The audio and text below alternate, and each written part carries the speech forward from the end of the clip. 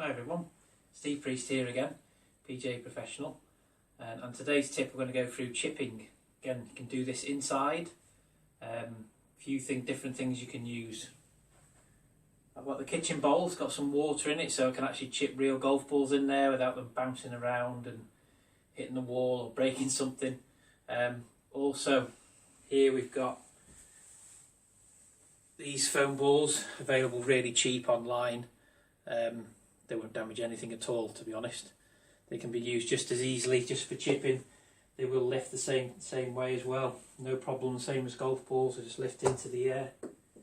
Won't go as far obviously, but they'll lift into the air nicely. And they'll stop, just some things for you to practice.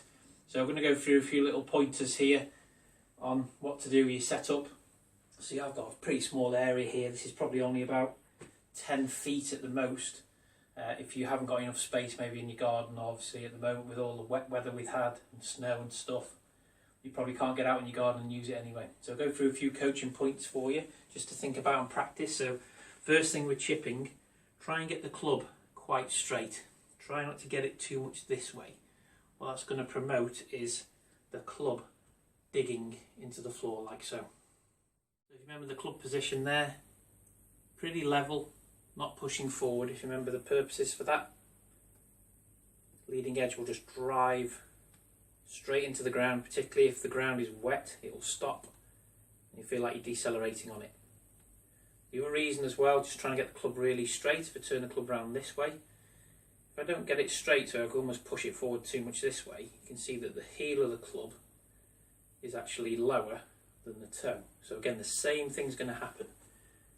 The heel just drives in there, you see it's going to stop, so it feels like we're decelerating.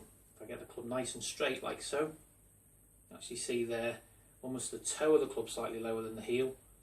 That just brushes, grazes the grass. That's a really good one to use when you're quite close. You need a delicate shot, having that toe a lot lower than the heel, so club just brushes through nicely.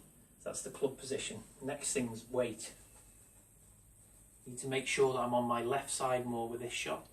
So I just lean my chest a little bit to the left there. Even on the camera it looks very subtle. When you feel this, it will feel quite a lot more than that. So I'd encourage you to practice this barefooted or just with your socks on. Just so you can feel a bit more what's going on with your weight. You can't always feel that with your golf shoes or your trainers. So I would try and just lean to the left there, get that position. So when I'm swinging, I want to feel that I'm just rotating my chest and my shoulders gently. You can see there's a fraction of wrist movement there.